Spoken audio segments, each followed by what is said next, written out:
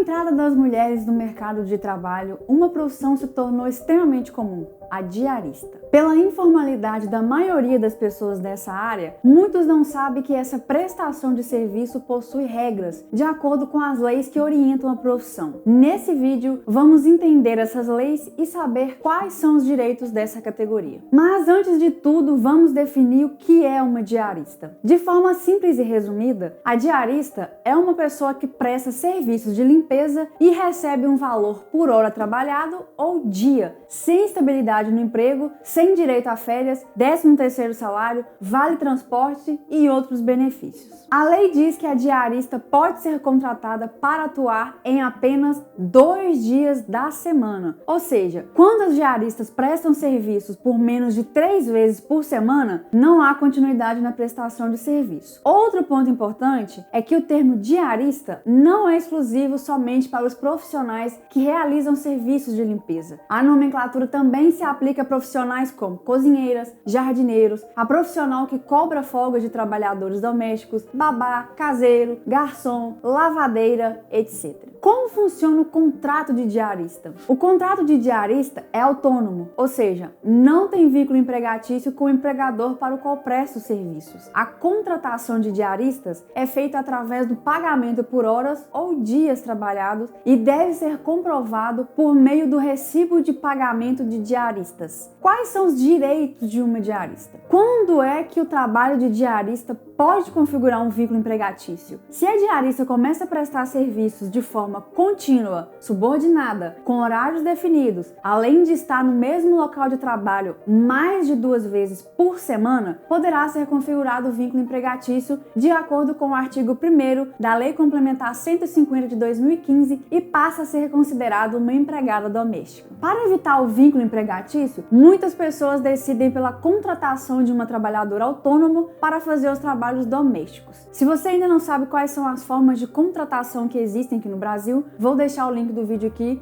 onde eu expliquei. Porém, em muitas situações, a relação entre a contratante e a diarista pode ser ou se tornar uma relação de emprego. Mas quando isso acontece? Quando a diarista passa a ter vínculo empregatício e passa a ter os mesmos direitos como qualquer outro trabalhador. É preciso entender que um dos critérios que determina a criação do vínculo empregatício é necessário que exista uma relação de subordinação, ou seja, receber ordens, cumprir horários e entre outros requisitos previstos em lei. No caso do empregado doméstico, por exemplo, o trabalhador ou trabalhadora que presta serviços mais de 2 vezes por semana em uma residência não é um profissional autônomo, mas sim assalariado, ou seja, terá todos os direitos de um profissional registrado. Como a lei define empregado doméstico? O artigo 1º da Lei Complementar número 50 de 2015 define o empregado doméstico como aquele que presta serviço de forma contínua, subordinada, onerosa e pessoal e de finalidade não lucrativa à pessoa ou à família no âmbito residencial destas por mais de 2 dias por semana. Como pode ser visto, a lei não fala somente o trabalho exercido por mais de 2 dias na semana, mas também os requisitos de subordinação,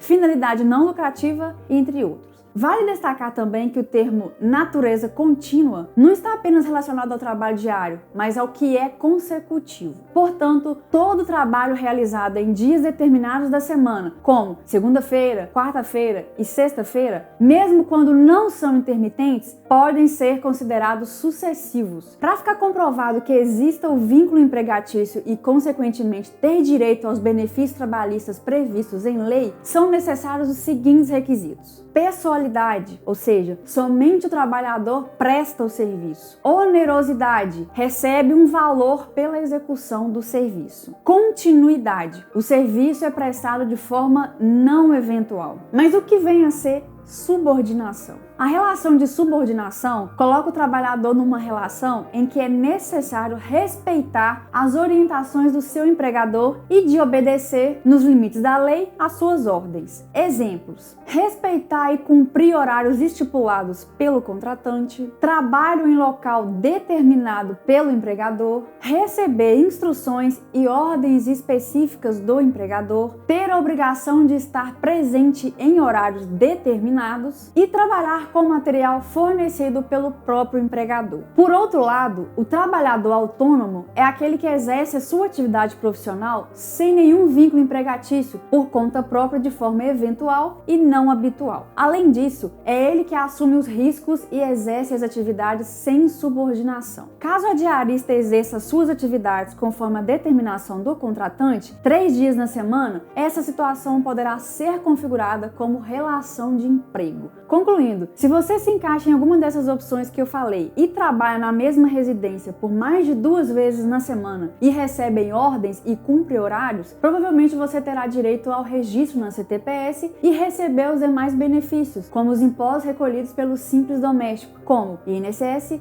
FGTS, licença maternidade, seguro contra acidente de trabalho. Bom, pessoal, esse foi o vídeo de hoje. Muito obrigada pela atenção e até o próximo vídeo.